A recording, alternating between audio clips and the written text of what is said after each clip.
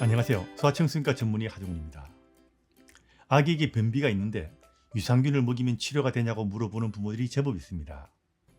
그리고 제가 어떻게 설명하더라도 변비에는 역시 유산균 하면서 유산균을 계속 먹이는 부모들도 분명 있을 겁니다. 오늘은 유산균과 변비에 대한 이야기입니다. 신뢰할 만한 의학단체와 학회의 지침을 근거로 알려드리겠습니다.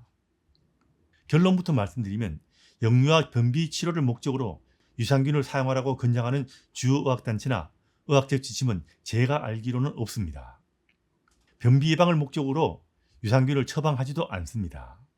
이건 대한소아청소년과 학회는 물론 미국 소아학회, 유럽 소아소화기 영양학회는 물론 제가 아는 중요 학회의 지침도 마찬가지입니다. 저 역시 변비 치료의 목적으로 유산균을 처방하거나 유산균을 먹이라고 권장하진 않습니다.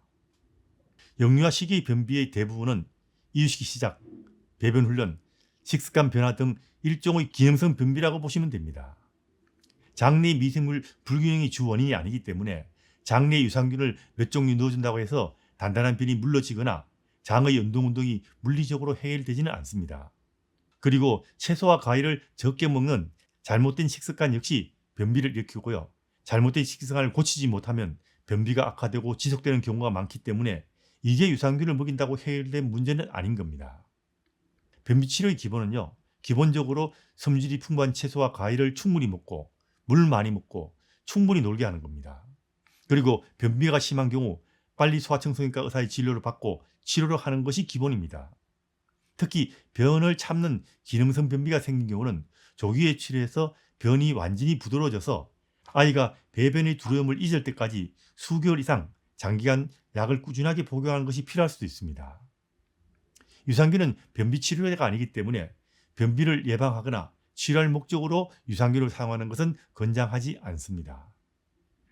변비를 예방하고 치료하는 방법 중에 제일 우선적으로 부모가 선택할 방법은 이유식이나 유아식에서 채소를 넣이는 겁니다. 특히 이파리 채소를 많이 먹이는 것이 중요합니다. 의학 지침에서 강조하는 변비 치료의 핵심은 대변 부피를 늘리고 수분을 머금게 하여 장의 운동을 물리적으로 자극하는 겁니다. 이게 유산균 영양제를 먹인다고 할 수 있는 일은 아니죠. 채소에 풍부한 식이섬유는 장내 수분을 흡수해서 스펀지처럼 부풀어 올라서 부드럽고 큰 대변을 만들어줍니다. 그럼 변이 쉽게 나오는 거죠. 또한 이렇게 채소로 섭취한 식이섬유는 프리바이오틱스 역할을 해서 이미 대장에 살고 있는 유산균을 포함한 유익균들의 훌륭한 먹이가 되어서 장내 미생물 생태계를 건강하게 유지되도록 돕습니다. 물론 섬유질이 많은 과일도 마찬가지 역할을 하게 됩니다. 그렇게 하면 변비들이 잘 치료되고 예방된다는 이야기입니다. 그런데 같은 과일이라도 갈아주거나 말린 과일을 주는 것은 바람직한 것이 아닙니다. 예를 들어 살구나 푸른이 변비에 좋은데 역류와 시기에는 말린 것으로 주는 것은 피하는 것이 좋습니다. 그리고 섬유질이 풍부한 잡곡도 이식 초기부터 먹이는 것이 중요하고요.